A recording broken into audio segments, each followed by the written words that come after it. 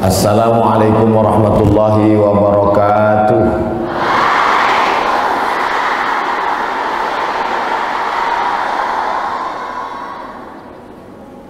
Alhamdulillahilladzi khalaqan nasa min nafsin wahidatin wa khalaqa minha zawjaha wa batha minhuma rijalan katsiran wa nisaa. Wassalatu wassalamu ala al-habibil mustafa wa ala alihi wa ashabihi ahli tuqa wal wafa. Subhanaka la ilma lana illa ma 'allamtana innaka antal alimul hakim. Rabbi shrah li sadri wa yassir li amri wahlul 'uqdatam min lisani yafqahu qawli.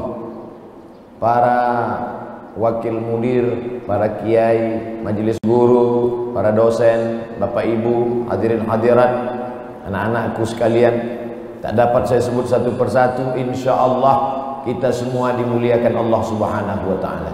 Amin ya rabbal alamin. Hari ini saya disambut dengan sambutan yang luar biasa. Diawali dengan pembukaan seperti susunan surat-surat dalam Al-Quran. Disambut dengan pembukaan di awal di depan Al-Fatihah. Setelah itu melihat sapi Al-Baqarah. Lalu kemudian menemui anak-anakku An-Nisa. Dan setelah ini nampaknya barulah Al-Maidah. Ali Imrannya Pak Ustadz. Semua menganggap kehadiran saya sebagai ahlan, sebagai keluarga. Berkeluarga kita di dunia ini, berkeluarga pula kita di surga bersama Nabi Muhammad sallallahu alaihi wasallam. Tidak pernah terlintas di pikiran saya akan memberikan tausiah di Gontor Putri 1 dan 2 di depan santriwati dan mahasiswi sebanyak 7.000 orang. Tidak pernah sedikit pun. Kenapa demikian? Ini nikmat besar. Saya dibawa oleh Kiai Ma'ruf, pimpinan Gontor 7 Putri di Pekanbaru Riau, dengan Ustadz Fajriansah untuk makan malam. Dan saya tidak pernah menolak undangan makan malam. Walaupun saya tahu tidak ada makan malam yang gratis.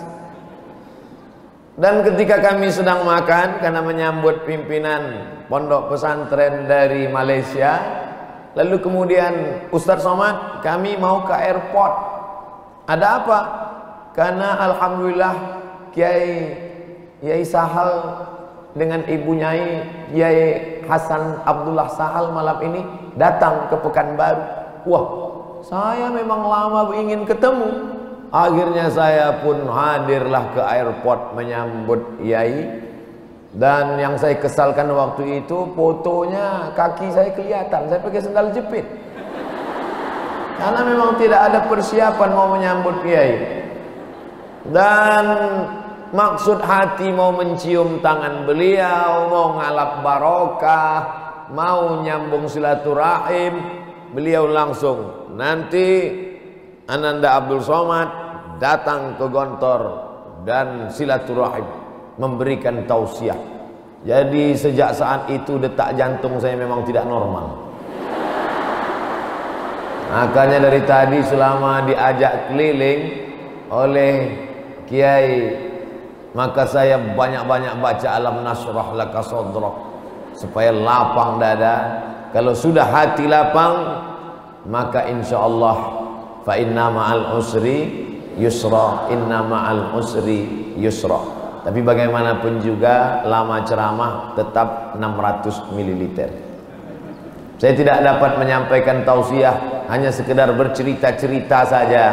Lama berjalan banyak dilihat, lama hidup banyak dirasa, lama jadi ustadz banyak yang curhat.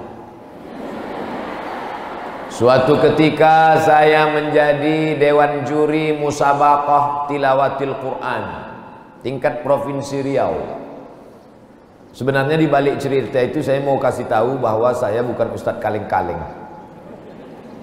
Tapi sebenarnya adalah bahwa satu kamar dengan saya itu seorang doktor, sudah tua, anggota majelis ulama, orang hebat, dosen, punya ilmu yang banyak, dan dia curhat dengan saya, Ustaz Somad. Kekhawatiran saya adalah tentang anak perempuan saya.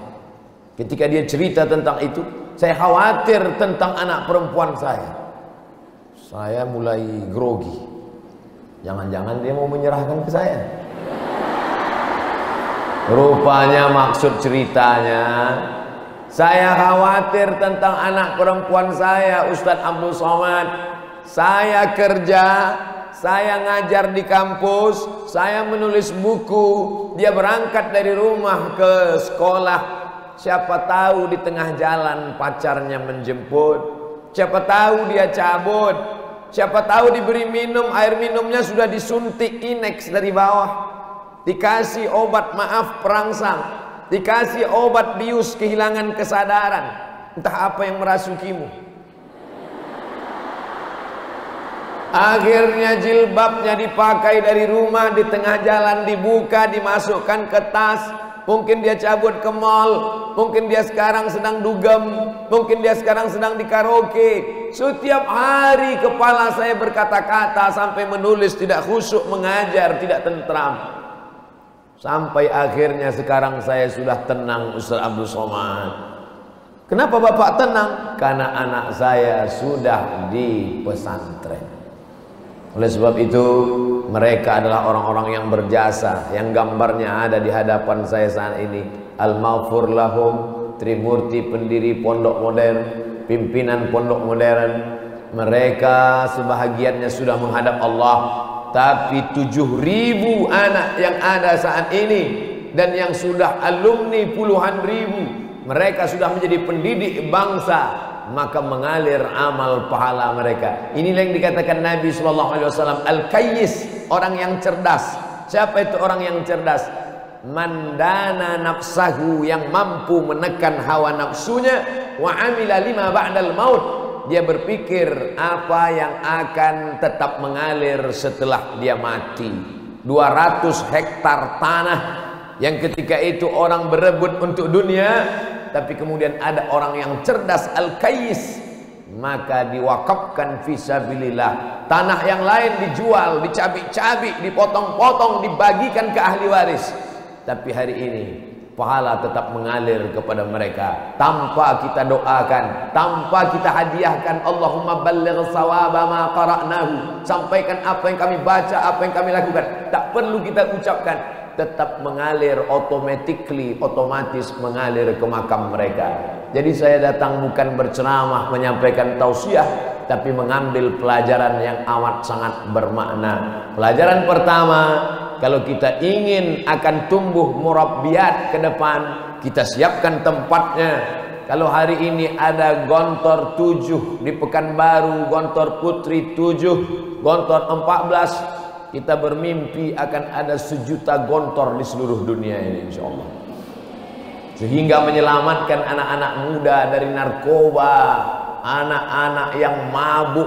Kalau mabuknya mabuk mahal masih bangga. Mabuknya kenapa? Karena sabu-sabu, masih agak keren.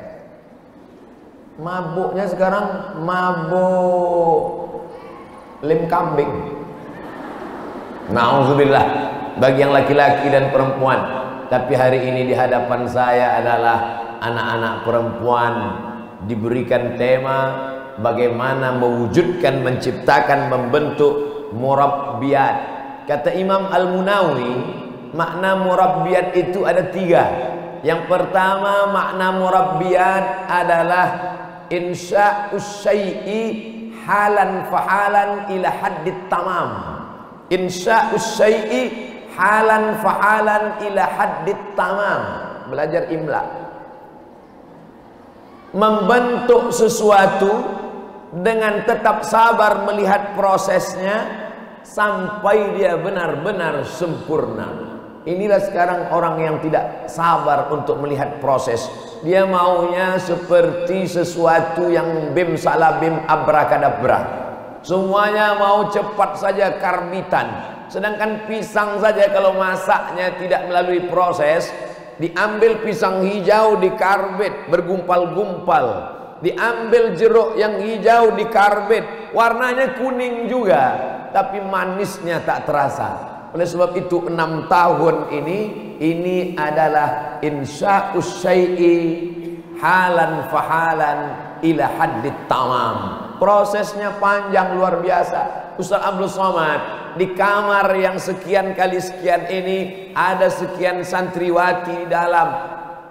Tempat boleh sempit, tapi hati tetap lapang. Ini yang menanamkan di dalam jiwa itu, maka dia akan siap untuk menjadi murabbiyat. Kenapa? Karena memang dia dididik dengan pendidikan, bukan tinta di atas kertas, bukan untayan kata-kata yang indah, tapi langsung tatbiqi, bukan nazari, tapi amali. Dan saya melihat ini secara real dan nyata. Makanannya halal. Kenapa? Karena lele yang di belakang halal. Lele itu makanan di waktu malam, karena namanya lele, lain. Sedangkan yang untuk siang ada gurami. Tanam-tanaman terhampar luas subur. Ustaz Abdul Somad, semua yang Ustaz Abdul Somad lihat ini adalah proses insya'us syai'i halan fahalan ila haddit tamam. Apa yang saya lihat hari ini semuanya proses.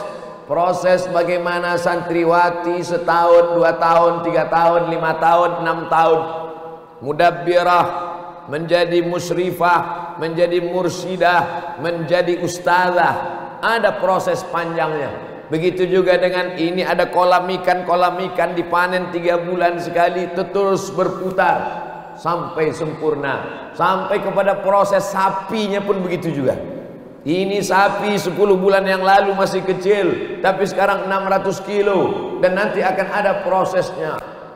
Tolong Ustaz Somad kasih makan dulu. Jadi saya tadi sempat juga ngasih makan sapi, dan sudah direkam, ada video pendeknya, tinggal like and share. Abdul Somad sedang diperlihatkan tentang sebuah proses. Manusia dengan gajah sama usianya. Gajah 60 tahun, manusia pun 60 tahun. Tapi beda. Gajah begitu lahir, keluar dari perut ibunya langsung berdiri sempoyongan dan bisa berlari. Tapi manusia ada proses merangkak, ada proses tengkurap, ada proses tegak berdiri, ada proses berjalan, ada proses tertatih-tatih, ada proses berjalan kencang. Kenapa manusia begitu perlu waktu yang lama untuk menuju ila haddit tamam? Karena manusia disiapkan untuk menjadi inni ja'ilun fil ardi khalifah. Maka melewati proses ini mesti memang dengan penuh kesabaran. Suatu ketika Ustaz Abdul Somad sebelum berangkat ke Mesir, pelatihan bahasa Arab 2 bulan di Jakarta. Hari Sabtu, hari Ahad libur. Rasanya bosan kalau cuma duduk-duduk saja di asrama. Akhirnya kami pun jalan-jalan, 4-5 orang jalan-jalan keliling Jakarta. Keempat-empatnya dari luar Jakarta dan belum pernah ke Jakarta. Jadi kita naik apa? Yang paling irit Metro Mini. Akhirnya naik di mana kita bisa melihat plaza, kita akan turun. Karena kita sangka kalau plaza pasti mall. Akhirnya berhenti di Plaza Jakarta. Naik ke atas, rupanya kantor. Ketika kami sedang keliling jalan-jalan, salah satu dari teman saya duduk di atas kursi. Yang lain terus berjalan. Saya lihat dia duduk di atas kursi. Kami pun mundur lagi ke belakang. Saya tanya, kamu kenapa duduk di atas kursi ini? Coba lihat ke belakang, Mat, kata dia. Coba lihat ke belakang. Waktu itu dia manggil Mat aja, belum manggil Ustaz. Coba lihat ke belakang. Saya lihat di belakang tertulis harga kursi jati 15 juta. Terus apa hubungannya? Ya paling enggak seumur hidup pernah duduk di kursi harga 15 juta. Orang betapa ingin duduk di atas kursi jati harga 15 juta. Tapi orang tidak pernah tahu bagaimana proses kursi itu bisa sampai ke Plaza Jakarta. Dia adalah sebatang kayu yang tumbuh dari batang kayu yang hijau yang kecil bertunas, lalu kemudian menjadi batang kayu yang besar nun di hutan Jepara. Lalu setelah besar digergaji, dipotong. Setelah itu dijemur kering, kulitnya dikupas, diukir, dipahat, dibentuk kertas pasir, dicabik-cabik, barulah jadi kayu. Tapi kemudian belum dipaku, dibawa ke Jakarta, dicat, dipaku, dipasang beludru, diletakkan di dalam kotak kaca. Setelah itu barulah semuanya terkagum melihat. Ketika mereka sampai, semuanya bertecak kagum. Dan bahkan seorang suami ketika melihat kursi itu meleleh air mata karena mahalnya luar biasa. Istrinya minta terus.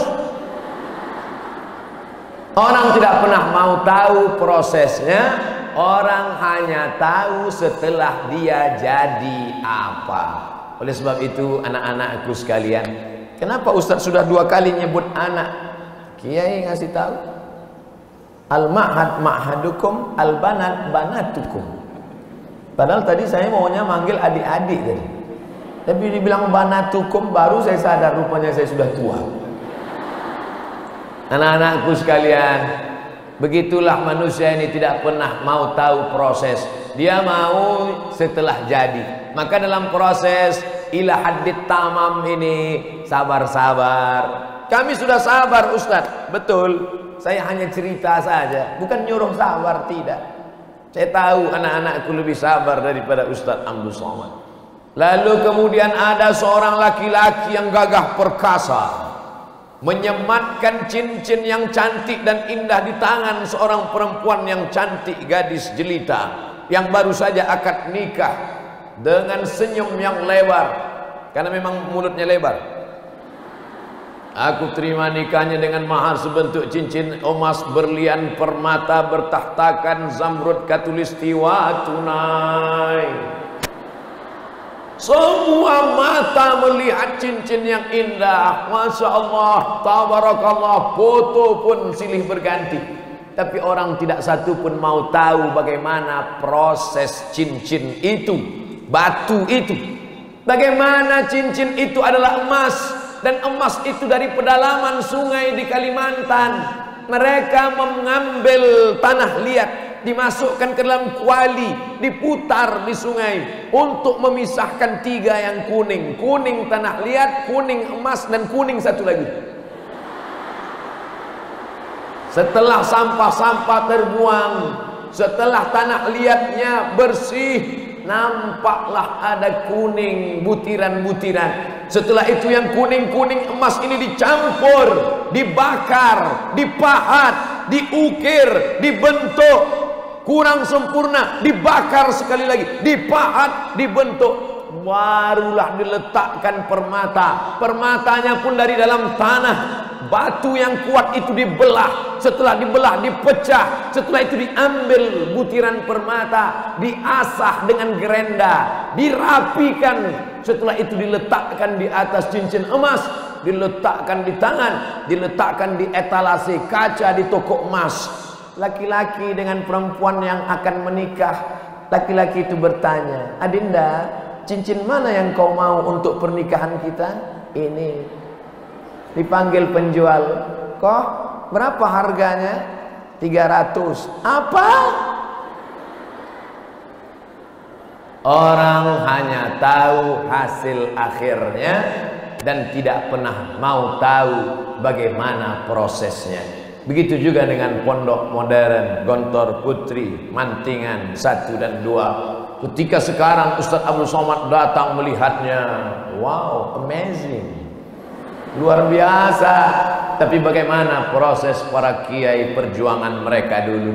Oleh sebab itu maka datang kemari adalah Abdul Somad ingin melihat bagaimana proses-proses. Semuanya berproses. Manusia ini pun berproses. Manusia berproses. Inna ahadakum yujma'u khalquhu fi batni ummihi 40 yawman nutfah, thumma yakunu 'alaqatan misla dhalik, thumma yakunu mudghatan misla dhalik. Diciptakan 40 hari dalam bentuk air, 40 hari dalam bentuk darah, 40 hari dalam bentuk daging. Daging ini berubah menjadi tulang. Fakasawnal 'idhama lahma. Tulang itu kami balut dengan daging. thumma ansha'nahu khalqan akhar, kami robah menjadi bentuk yang lain. Fatabarakallahu ahsanul khaliqin. Proses-proses diikuti 9 bulan 10 hari dalam proses yang panjang, barulah lahir dalam bentuk manusia yang sempurna. 9 bulan 10 hari. Kabarnya dulu begitu. Sekarang 3 bulan sudah banyak yang jadi. Nauzubillah.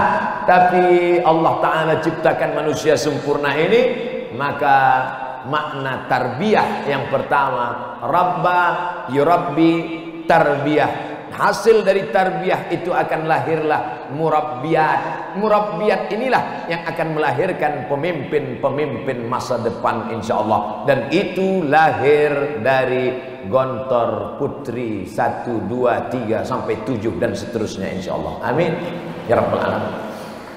Kalau Abdul Somad menyampaikan tausiah di depan laki-laki, 100 laki-laki yang mendengar ceramah Abdul Somad, tapi yang betul-betul mendengar hanya 50. Yang 50 lagi sudah pindah ke alam ghaib. Tapi kalau ada yang mendengar ceramah Abdul Somad itu 100 perempuan, maka dia akan melahirkan 100 anak menjadi 200. Tentunya dia punya suami, 100 suami menjadi 300. Dan dia akan punya 100 menantu, 400.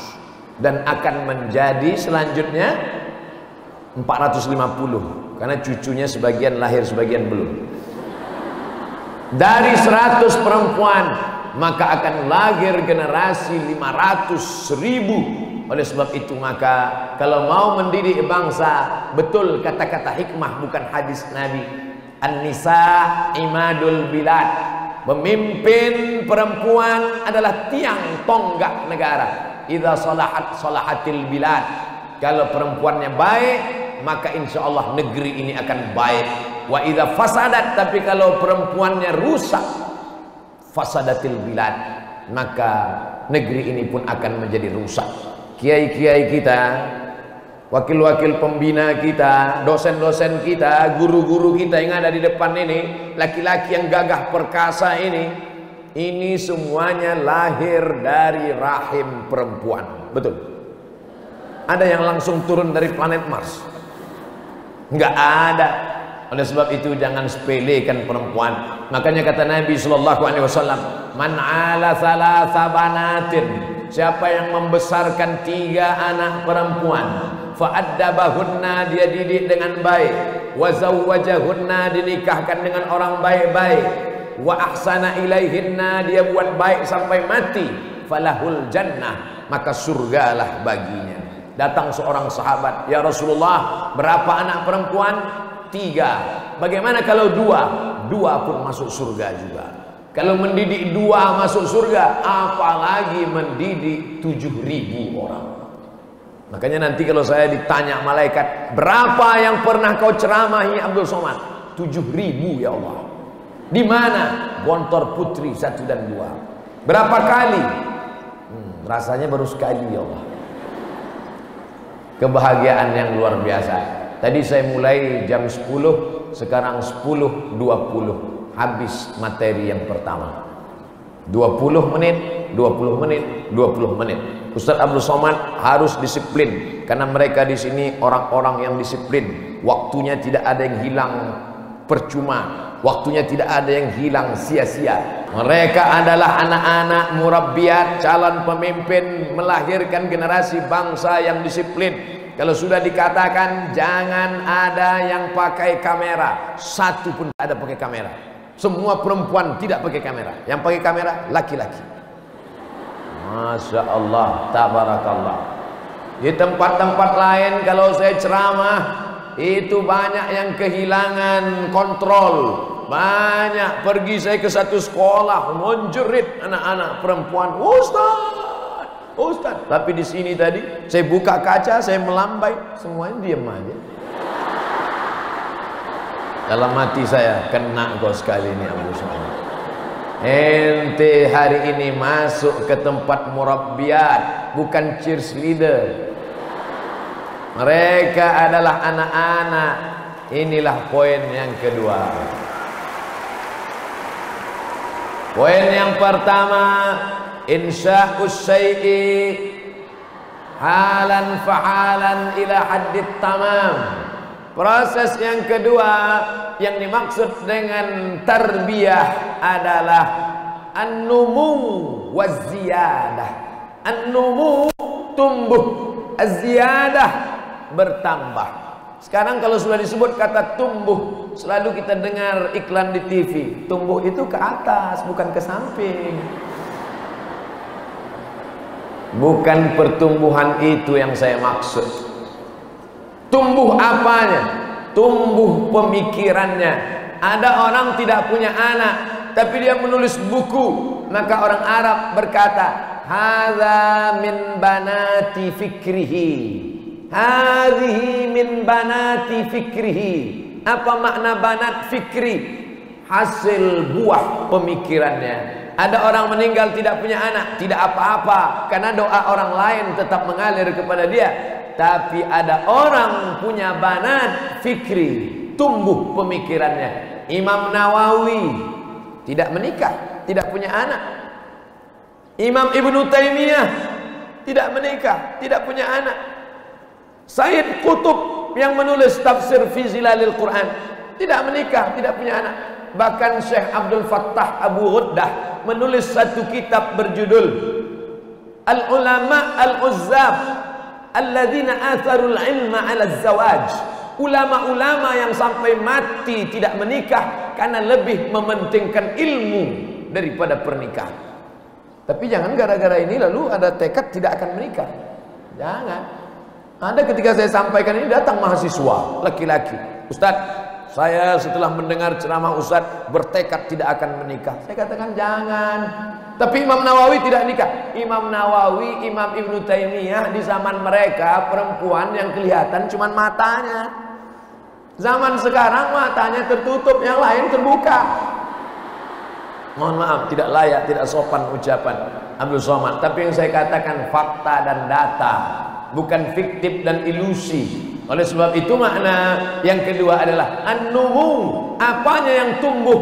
Tumbuh pemikiran. Berawal dari cara menulis, menghafal surat-surat pendek, mengenal huruf Arab, sampai kepada menghafal mahfuzat, man jadda wajada, man sabara zafira, man sara ala darbi wasala. Mulai meningkat al-qiraatul rasyidah mutala'ah, kana Muhammadun na'iman fi firasihi wa sa'atu asrun wal lailu kulluhu zalamun wa barrun laisa fiha sautul hari ila bisa. Itu semua adalah an-numu. Dia tumbuh waziyadah, terus ada tambahan setiap hari. Selama di pondok terus bertambah. Pagi belum masuk air putih, belum masuk teh manis, tapi mufradat sudah 2 masuk. Kulu jamaatan, kuplun masuk ke dalam kepala. Oleh sebab itu ini mesti kita tanamkan bahwa murabbiyat tidak pernah berhenti berkreasi, berinovasi. An-numu, tumbuh, waziyadah, bertambah. Pertumbuhan tubuh dan badan saya tidak ragu sedikit pun. Tinggal di Gontor Putri 1 dan 2, pertumbuhan gizi, udaranya cerah, airnya. Ini Ustaz Abdul Somad, air kalau disedot dari bawah, ini dia ada banyak kapur, zat kapur. Lalu dari mana airnya Pak Kiai? Air diambil dari gunung di bawah. Apa maknanya? Airnya steril, airnya bersih, airnya murni. Bagaimana dengan makanannya? Ikannya halalan thayyibah, makanannya bergizi dan sehat. Makanya saya sampaikan tausiah hampir setengah jam. Semua mata tetap. Di tempat lain kadang kita ceramah, kita bicara bumi, dia sudah naik ke langit.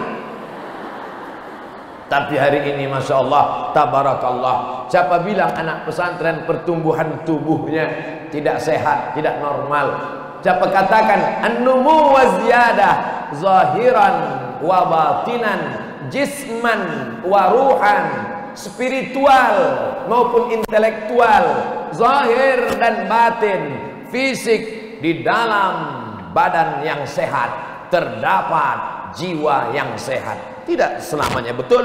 Buktinya maling sehat-sehat, koruptor sehat-sehat. Oleh sebab itu yang dimaksud dengan murabbiyat, tarbiyah, an-numu wa ziyadah, bukan sekedar pertumbuhan fisik, tapi an-numu wa ziyadah, pertumbuhan intelektual. Seiring antara intelektual otak dengan spiritual hati. Itulah yang disebutkan Allah dalam Al-Quran. Inna fi khalqis samawati wa ma fil ard wa ikhtilafil laili wan nahar la ayatin li ulil albab. Siapa itu ulul albab?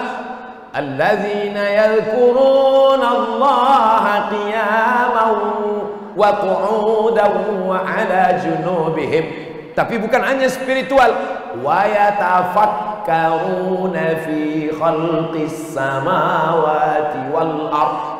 Kecerdasan spiritual, kecerdasan intelektual. Kalau sudah ketemu antara spiritual dengan intelektual, barulah mereka bisa berkata, Rabbana ma khalaqta hadza batila. Puncak dari iman adalah faqina adzaban nar. Ini yang dimaksud dengan an-numu waziyadah. Jadi kalau dibangunkan malam tahajud untuk an-numu waziyadah. Kalau dibangunkan salat subuh, subuh, salat subuh, itu tak lain tak bukan an-numu waziyadah. Bangun, beradab-adaban. Subuh ini apa acara? Muhadasah. Kaifa haluki bi khair walhamdulillah. Min aina ji'ti? Min Thailand. Apa maknanya? An-numu waziyadah. Hari tidak boleh kosong kecuali dengan aktivitas. Fa idza faragta fansab wa ila rabbika faragh. Ustaz Abdul Somad, kalau mau camping sini, kalau mau outbound sini, kalau mau memanah di sini. Untuk apa memanah dan berkuda? Itu kan masyarakat primitif. Kita ikut pesan Nabi. Kalau ada mengatakan ini bukan hadis Nabi, qaul sahabi. Qaul sahabi tak ada ikhtilaf. Apa dia? Allimu auladakum as-sibahah war-rimayah warukubul khail.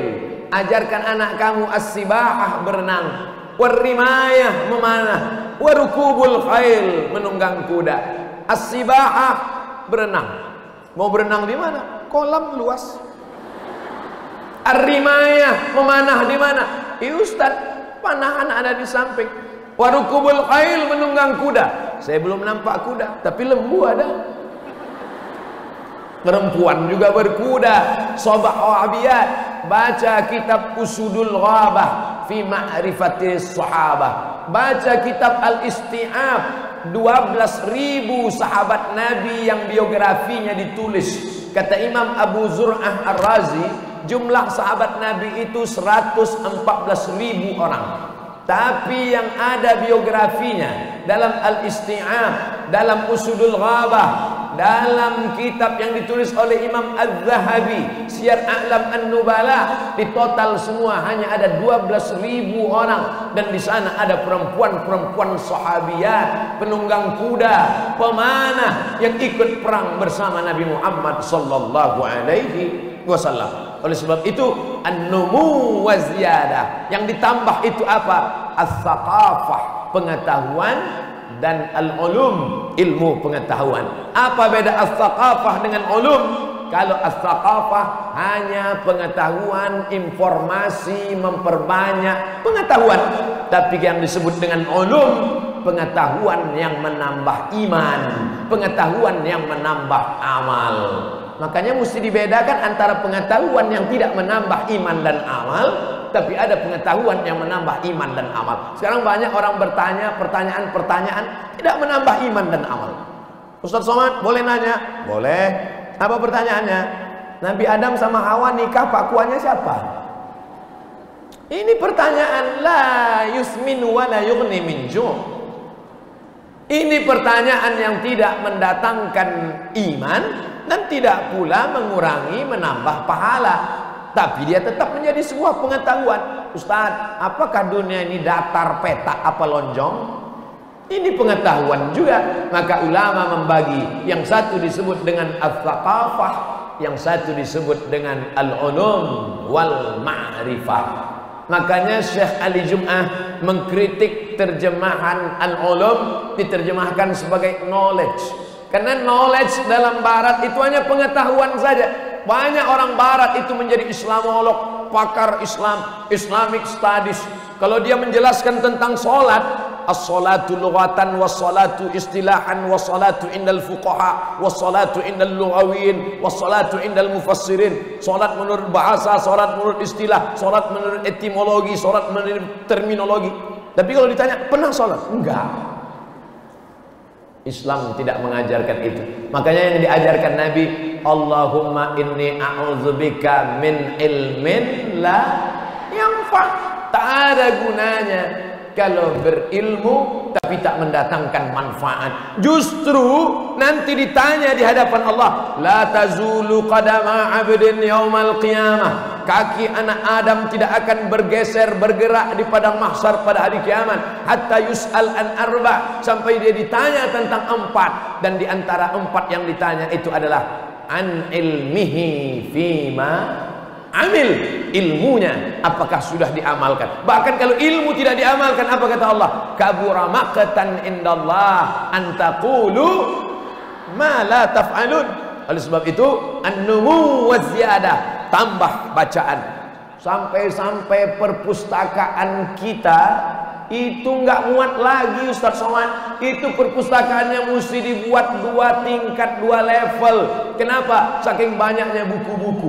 Masya Allah, tabarakallah. Saya jadi ingat dulu waktu di pesantren, kalau sudah habis sholat isya, kawan-kawan bawa munjid, bawa kamus ke masjid untuk bantal tidur. Tapi di pondok kita tidak. Perpustakaan yang besar. Ketika datang pasukan Mongol Tatar menghancurkan Bani Abbasiyah di Baghdad, apa yang pertama mereka hancurkan? Bukan rumah. Yang mereka hancurkan adalah perpustakaan. Sampai-sampai di sungai Efrat dan sungai Tigris menyeberang kuda, tintanya luntur, hitam sungai Tigris dan sungai Efrat. Begitulah hancurnya. Apa yang terjadi dilakukan Mongol dulu, itu juga yang terjadi sekarang dilakukan Amerika ketika menyerang Saddam Hussein, Baghdad, Irak. Yang mereka hancurkan adalah perpustakaan. Karena kalau bangunan dihancurkan, bulan depan akan tegak berdiri. Tapi kalau manuskrip, kitab-kitab, buku-buku hancur, maka hilanglah peradaban.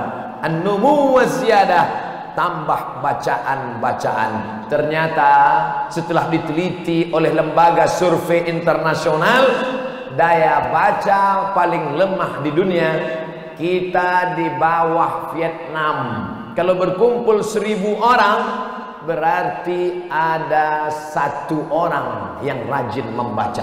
Makanya Ustaz Somad kalau ceramah di depan orang banyak, bukan di pesantren, bukan di kampus, di tengah stadion, ramai. Berapa tadi yang datang? 10.000 orang. Kalau dipakai standar tadi 10.000 orang, berarti yang baca cuman.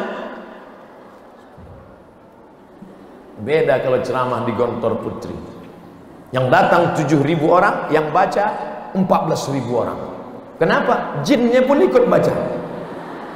Jin Islam yang menyertainya. Oleh sebab itu maka yang pertama kali turun adalah Iqra. Dan Iqra itu fi'il yang perlu kepada maf'ul. Idrib, apa yang mau dipukul. Kul, apa yang mau dimakan. Isyrab, apa yang mau diminum. Mesti ada maf'ulnya. Tapi Iqra, mana maf'ulnya? Tidak disebutkan. Iqra bismi rabbikal ladzi khalaq, khalaqal insana min 'alaqin. Iqra wa rabbukal akramul ladzi 'allama bil qalami 'allamal insana ma lam ya'lam. Mana maf'ulnya? Tidak ada maf'ul bih Iqra. Maka ahli tafsir mengatakan, bacalah semua yang tersurat dan tersirat.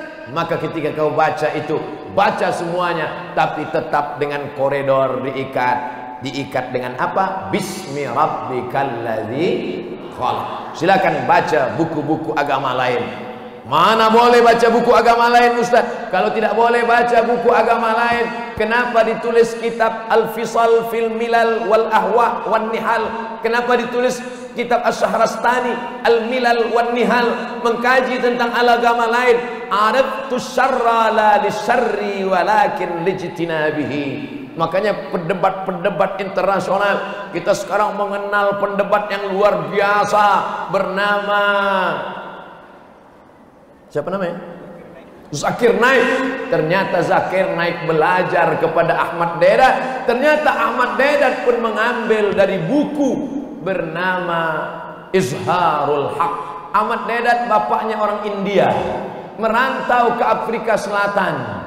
Di Afrika Selatan menjual garam untuk mencari sesuap nasi.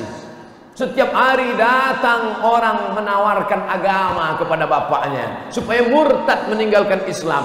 Akhirnya Ahmad Deedat pergi ke belakang, dia buka-buka lemari buku bapaknya, dapatnya satu kitab berjudul Izharul Haq yang ditulis oleh ulama besar dari India bernama Rahmatullah Al-Hindi, pemenang debat internasional yang pernah mendapat penghargaan, menetap di kota Makkah Al-Mukarramah, dibuatkan rumah oleh Sultan Turki di Turki. Apa yang terjadi?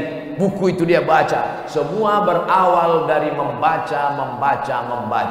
Betapa beruntungnya Bapak Ahmad Deedat ketika anaknya pergi ke belakang, dibuka lemari buku, dapat buku Izharul Haq. Orang sekarang anaknya buka lemari, yang dilihatnya apa? Kopinghu, novel. Syukur kalau novelnya tenggelamnya kapal Penderwig.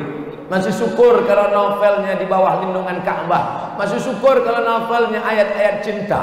Kalau ayat-ayat setan, Salman Rushdie, naudzubillah. Oleh sebab itu maka an-numu wa ziyadah ini harus tetap dijaga. Poin yang kedua, an-numu, teruskan pertumbuhan membaca. Teruskan berapa halaman yang dibaca. Ustaz Somad bacaannya banyak. Enggak. Saya baca hanya paling sanggup 2-3 halaman. Enggak ada Ustaz bawa buku. Emang Ustaz buku dari mana? Sekarang kan buku bisa PDF, tinggal download saja. Suatu hari ada seminar di hotel yang bicara profesor. Setengah jam saya dengar, saya nggak paham. Saya tanya teman sebelah, teman saya nanya saya, mat, ya, ente paham nggak dia ngomong apa? Enggak. Kok ente ngangguk? Menyenangkan hati dia aja. Lalu apa yang kau lakukan? Saya cari buku-buku, download PDF, buat satu perpustakaan, PDF library. Lalu kemudian buat lagi kitab-kitab akidah, kitab-kitab fikih, kitab-kitab hadis, kitab mustalah hadis, kitab rijalul hadis, kitab mukhtaliful hadis, kitab muskilul hadis.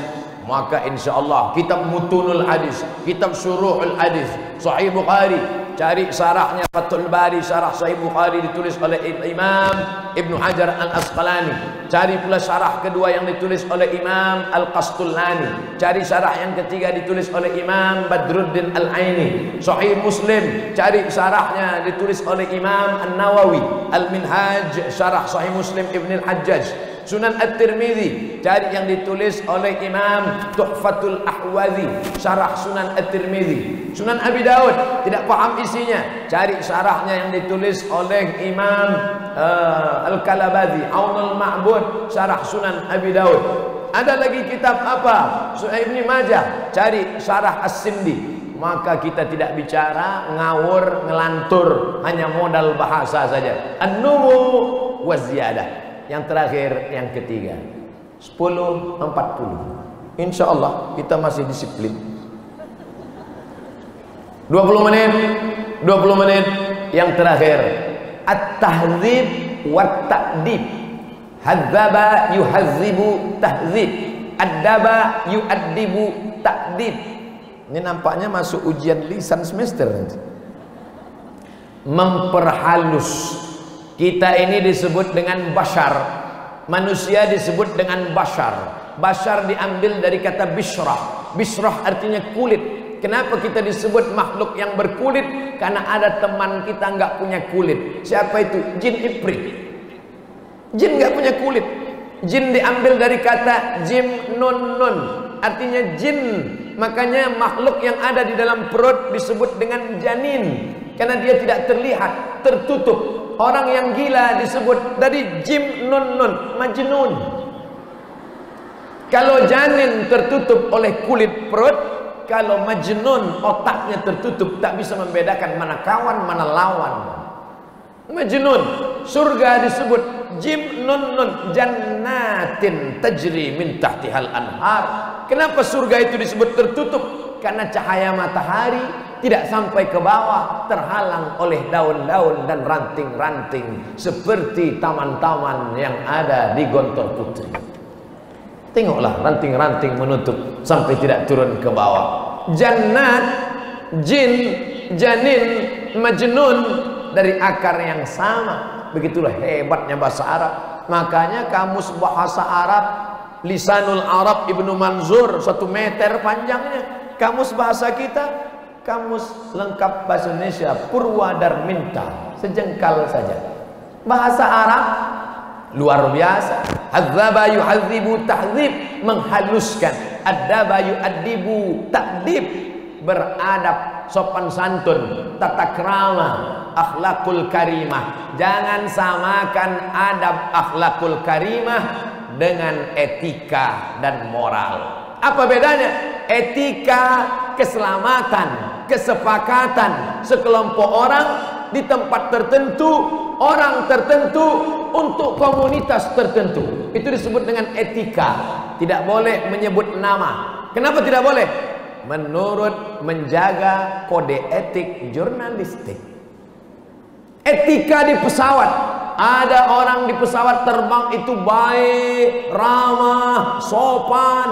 Kita masuk di pintu, dia sudah nanya, "Bapak nomor berapa?" "Saya kursinya nomor 43K. Tolong masuk sebelah kiri dekat jendela. Nanti jendelanya jangan dibuka, tolong ditutup." Tak lama kemudian dia pun datang. "Mau minum apa?" "Mau minum teh. Teh pahit apa teh manis?" "Teh manis." "Teh daun, teh batang apa teh bunga?" "Teh daun." "Mau di gelas apa di poci?" "Cepatlah, haus nih." Ramahnya bukan main. Ikat pinggang kita diperhatikan, sudah dipasang apa belum. Jendela kita mau landing, tolong dibuka ke atas. Sopan senyum. Tapi begitu turun, dia udah gak kenal lagi. Itu etika namanya. Sedangkan tahdzib, takdib, bukan etika dan moral yang dibuat manusia, tapi akhlakul karimah. Ditanyalah Sayyidatuna Aisyah radhiyallahu anha tentang bagaimana akhlak Rasulullah sallallahu alaihi wasallam. Kaifa kana khuluqu Rasulillah sallallahu alaihi wasallam? Apa jawabnya? Kana khuluquhul Quran. Akhlaknya adalah Al-Quran. Dari mulai tatapan matanya, pakaian jilbabnya, sampai langkah kakinya, sampai hayunan tangannya, semuanya adalah sesuai dengan tuntunan Al-Quran dan Sunnah Nabi Muhammad sallallahu alaihi wasallam. Ya ayyuhan Nabi, qul li azwajika wa banatika wa nisa'il mu'minin yudnina alaihinna min jalabibihin. Hendaklah mereka yudnina, adna, rendahkan, turunkan ke bawah. Karena waktu itu mereka menutup kepala tapi lehernya kelihatan. Mereka menutup kaki tapi betisnya kelihatan. Yudnina, turunkan ke bawah. Alaihinna, turunkan ke bawah. Jalabibihinna, jalabib, jilbab, jilbabani, jalabib. Tapi bukan jilbab yang dikatakan orang menutup kepala sekarang. Pakaian yang menutup kepala sekarang adalah khimar. Salah-salah jadi keledai, himar. Tapi yang dimaksud adalah khimar. Kalau khamar, cairan anggur menutup isi kepala. Kalau khimar, kain yang menutup kulit kepala. Khamar, innamal khamru. Apa hubungan khamar dengan khimar? Kain yang menutup kepala, khimar. Cairan anggur yang diminum menutup isi kepala. Sama-sama khamr, sama-sama khimar. Begitulah Allah memberikan akar kata. Maka dalam hal menghaluskan ini juga tahdzibul akhlak yang ditulis oleh Imam Ibnu Maskawai. Tahdzib, menghaluskan budi pekerti. Orang barat sekarang kalau ada anaknya tidak bisa matematika, fisika, biologi, kimia, dia tidak pusing. Panggil guru, cukup 1 bulan, selesai, otaknya cerdas. Tapi dia pusing kalau anaknya tidak pandai buang sampah pada tempatnya, tidak pandai ngantri, tidak pandai bertutur kata sopan santun, karena membentuknya perlu puluhan tahun. Tahdzib, inilah makna murabbiyat. Oleh sebab itu, kalaulah anak-anak, adik-adik, anak-anak perempuan santriwati sudah melewati 3 proses ini, maka akan lahirlah murabbiyat, pemimpin-pemimpin anak-anak Indonesia ke depan. Abdul Somad mati meninggalkan dunia ini, tak ragu sedikit pun, karena akan lahir apa yang lahir itu. Tadi sudah saya baca, mana dia kok tiba-tiba hilang. Jadilah ulama yang intelek, bukan intelek yang tahu agama. Dia akan menjadi ulama dulu. Setelah jadi ulama, baru dia jadi menteri. Setelah dia jadi ulama, baru dia jadi bupati. Setelah jadi ulama, baru dia menjadi RT. Setelah menjadi ulama, siapa yang mendidik dia menjadi ulama? Ibunya sudah mendidiknya menjadi ulama. Datang seorang laki-laki menemui Sayyidina Umar bin Khattab. Umar, anak saya ini durhaka, tolong hukum dia. Umar orangnya bijaksana, tidak menelan isu bulat-bulat. Yang ditelan itu permen, bukan isu. Apa yang terjadi? Ini anak saya durhaka, Umar, tolong hukum dia. Umar bertanya, hai anak, ya, kenapa kamu durhaka? Anak itu bertanya, wahai Umar, ya, apakah ada hak anak terhadap orang tua? Kami sebagai anak ini ada hak enggak terhadap orang tua? Umar menjawab, ada 3 hak. Apa itu Umar? Umar menjawab, beri ibunya yang baik, beri nama yang baik, beri makanan yang baik. Apa kata si anak? Aku 3-tiganya tidak dapat, Umar. Ibuku tidak baik, makananku tidak baik, namaku pun tidak baik. Oleh sebab itu apa kata Umar? Laqad aqaqtahu qabla an ya'uqqa alaik. Anakmu sudah lebih dulu engkau durhaka kepada anakmu sebelum anakmu itu durhaka kepadamu. Ada orang sekarang ikhtilaf tentang kapan memulai pendidikan. Ada yang mengatakan pendidikan itu dimulai sejak anak SD. Ada yang mengatakan pendidikan dimulai sejak pendidikan menengah. Ada yang mengatakan anak dimulai dididik sejak dari mulai mendapatkan respon. Tapi yang paling baku terakhir adalah pendidikan dimulai dari sejak memilih ibunya. Kalau ibunya baik, coba lihat dalam ayat Al-Quran. Wal baladut thayyibu yakhruju nabatuhu bi'izni rabbih walladzi khabutha la yakhruju illa nakida. Ayat ini turun, ayat ini disebutkan setelah ayat bercerita tentang Nabi Nuh. Laqad arsalna Nuhan ila qaumihi. Apa korelasi antara ayat tentang Nabi Nuh dengan cerita tanah yang tandus dan tanah subur? Imam Al-Biqai, salah seorang ulama yang mengkaji tentang at-tanasub bainal ayat was suwar, ternyata antara ayat ini dengan ayat ini ada at-tanasub, ada munasabah, ada kesesuaian, ada keserasian. Apa hubungan cerita Nabi Nuh dengan tanah tandus dan tanah subur? Ternyata Nabi Nuh itu bibit yang bagus, bebet yang bagus, bobot yang bagus, tapi ditanam di tanah yang tandus, maka lahirlah pohon kaktus bernama Kan'an, anak durhaka.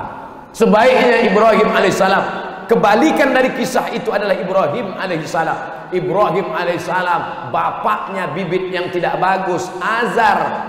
Wa idh qala Ibrahimu li abihi Azar. Ingatlah ketika Ibrahim berkata kepada bapaknya Azar, atattakhidhu asnaman aliha. Tapi bibit Azar ditanam pada perempuan yang solehah, lahirlah Ibrahim alaihi salam. Oleh sebab itu, apa maknanya murabbiyat?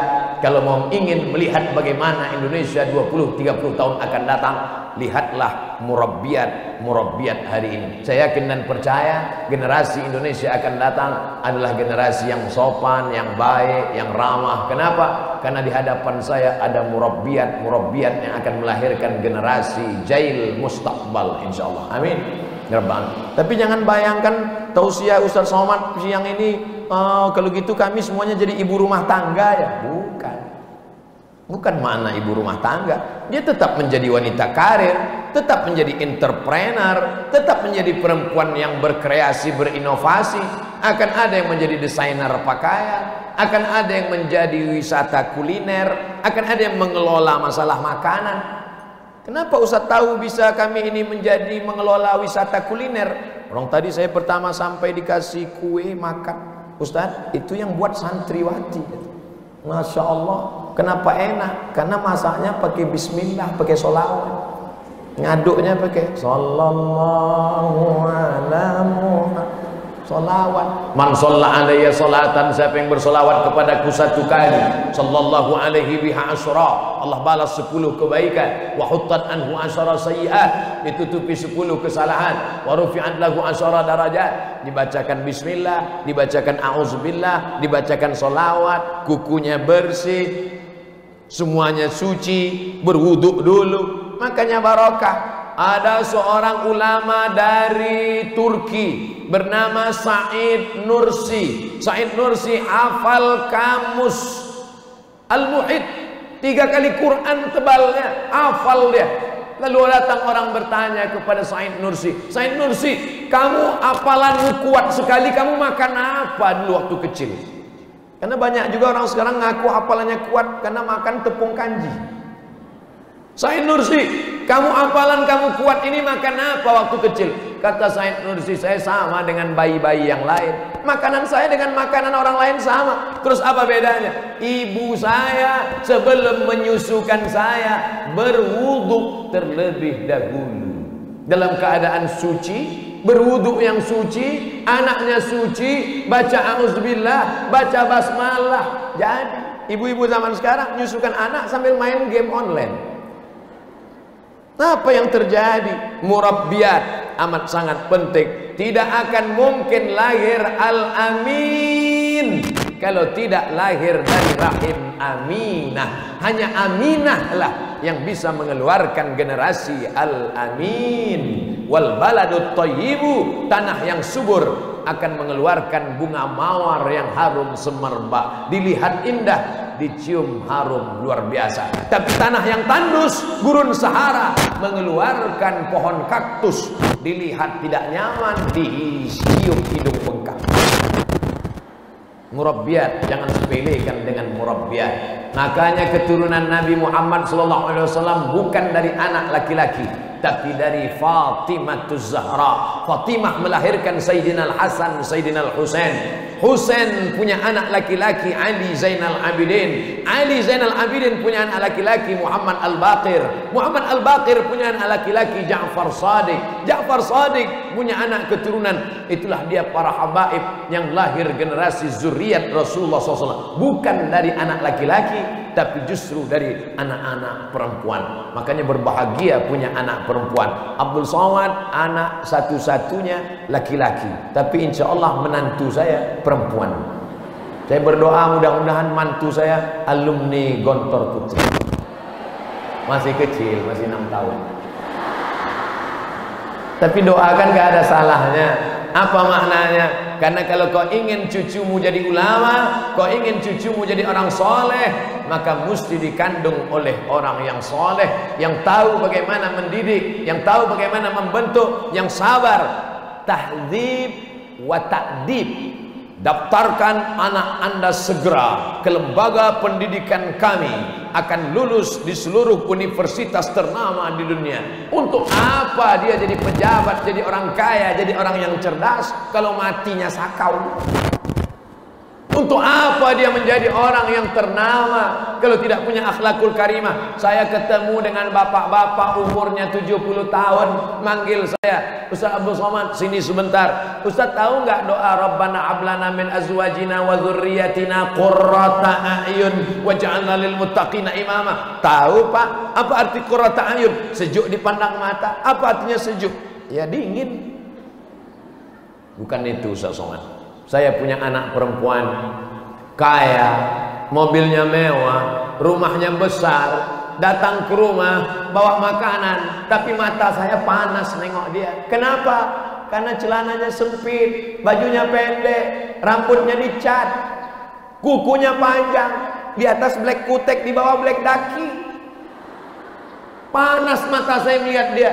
Tapi ada satu anak perempuan saya, hidupnya sederhana, datang ke rumah, jilbabnya panjang, anaknya soleh, baca Quran, sejuk mata saya melihatnya. Baru saya paham makna qurrata a'yun, sejak dipandang mata, menyejukkan jiwa. Yang kita inginkan hidup yang singkat ini adalah murabbiyat, melahirkan generasi yang luar biasa. Seumur-umur saya ceramah, baru ini dikasih tema tentang murabbiyat. Memang kalau ceramah kita di lembaga yang peduli kepada pendidikan, bergizi dan berkualitas, mementingkan isi bukan sampul. Kadang kita kalau makan itu isinya apa? Dagingnya dikit aja, penyedapnya banyak, mblenger. Apa maknanya? Hari ini saya diberikan kesempatan bicara 60 menit, berbicara tentang isi, berbicara tentang materi, bicara tentang makna. Ngomong tidak ngalor ngidul, ngomongnya harus jelas. Nampaknya kalau sering-sering saya ngasih ceramah ke pondok-pondok yang berkualitas, mungkin sedikit ceramah saya yang dibuli-buli, insyaallah. Nah, pertemuan kita adalah pertemuan yang singkat. Apakah Abdul Somad bisa menyampaikan materi lengkap sempurna dalam 60 menit? Kalau ada orang berkata, saya bisa memberikan materi terlengkap tersempurna dalam 60 menit, bahasa Arabnya mustahil, impossible, tidak mungkin. Yang disampaikan Abdul Somad ini hanya 3. Nanti kalau ada penceramah ustadz lagi menyampaikan ada 5, berarti ilmu dia lebih banyak. Kalau ada yang mengatakan cuma 1, berarti waktu dia lebih pendek dan lebih sedikit. Tapi yang penting dalam hidup ini adalah bahwa kita berhutang kepada orang lain.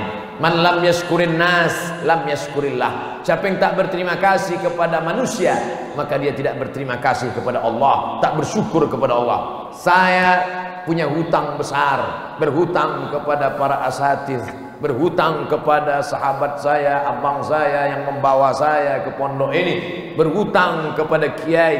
Tapi hutang terbesar adalah kepada perempuan yang air susunya mengalir dalam badan saya 2 tahun tak dapat dibalas. Saya gendong dia dari negeri tempat saya lahir ke Kota Suci Makkah Al-Mukarramah, tak dapat menebus sekali teriakannya saat meregang nyawa mengeluarkan ke atas dunia. Makanya kata Nabi SAW, ya Rasulullah, aku ingin ikut jihad fisabilillah, izinkan aku ikut berperang karena aku ingin mati syahid. Nabi bertanya, alaka min ummin, ibu masih hidup? Kata dia, ya, ibu saya ada. Apa kata Nabi? Ilzam rijlaiha fathammal jannah. Ilzam, mulazamah, rijlaiha, 2 kakinya, fathammal jannah, kau temui surga di sana. Thamma hunaka, kalau kau urus tapak kakinya, kau dapati surga di sana. Ya Rasulullah, man ahaqqun nas bi husni suhbati, siapa orang yang paling layak mendapatkan baktiku? Ummuka, summa man ummuka, summa man ummuka, summa man abuka. Belum pernah saya ketemu hadis surga di bawah tapak kaki uas. Capek mencarinya. Tapi perempuan luar biasa. Tidak ada di tubuh laki-laki yang gagah perkasa jenderal bintang 5 ada anggota tubuhnya diambil dari Asmaul Husna. Tidak ada. Tapi Ar-Rahim diambil dari Rahman. Syaqaqtur rahim min ismi wa ja'altu lahu isman min ismi. Rahim diambil dari Asmaul Husna. Man wasalahu wasaltuhu. wa man qata'ahu qata'tuhu. Siapa yang menyambung silaturahim, ku sambung hubungan dia. Siapa yang memutus silaturahim, ku putus hubungan dengan dia. Dan tempat rahim itu hanya ada dalam maaf perut perempuan. Itulah yang dapat disampaikan Abdul Somad dari pukul 10 sampai sekarang jam 11 lewat 1, angka cantik 1101. Mudah-mudahan menjadi amal soleh hendaknya. Banyak kata-kata, baik ya, banyak kata-kata tidak berkenan di hati, menyinggung perasaan. Di akhir majelis saya diminta membaca doa, tapi doa ini kabul didengar malaikat bukan karena mulut Abdul Somad, tapi karena ada calon-calon murabbiyat yang solihah. Amin dari mulutnya menembus pintu-pintu langit insyaallah. Kita memohon dengan kemuliaan Al-Fatihah untuk niat yang baik ini. Ala hadhihi niyah Al-Fatihah. A'udzu billahi minasy syaithanir rajim. Bismillahirrahmanirrahim. Alhamdulillahi rabbil alamin. Ar-Rahmanir Rahim. Maliki yaumiddin. Iyyaka na'budu wa iyyaka nasta'in. Ihdinas siratal mustaqim. Siratal ladzina an'amta 'alaihim ghairil maghdubi 'alaihim waladdallin. Amin. La tada' lana fi maqamina hadza wa fi sa'atina hadhihi dhanban illa ghafartah. Segala dosa silap salah kami berikanlah ampunan maghfirahmu ya Allah. Wala dainan illa qadaitah. Lepaskan kami dari jeratan hutang piutang. Wala maridan illa syafaitah. Segala yang sakit, semua yang kau uji dengan penyakit, angkat penyakitnya, sehatkan untuk selamanya. Terutama guru-guru kami, kiai-kiai kami ya Allah. Wala maridan wala mayyitan illa rahimtah. Yang meninggal dunia lapangkan kuburnya ya Allah. Wala hajatan min hawaijid dunya wal akhirati laka ridha wa lana fiha salah illa qadaitaha wa yassartaha. Segala kesulitan tunaikan, segala hajat di dunia, hajat akhirat yang engkau ridai, maka tunaikanlah ya Allah. Allahumma ja'al banatina wa tullabina minas salihin was salihat. Jadikanlah para santriwati kami menjadi santriwati murabbiyat yang salihah ya Allah. Allahumma dafa'anna al-ghala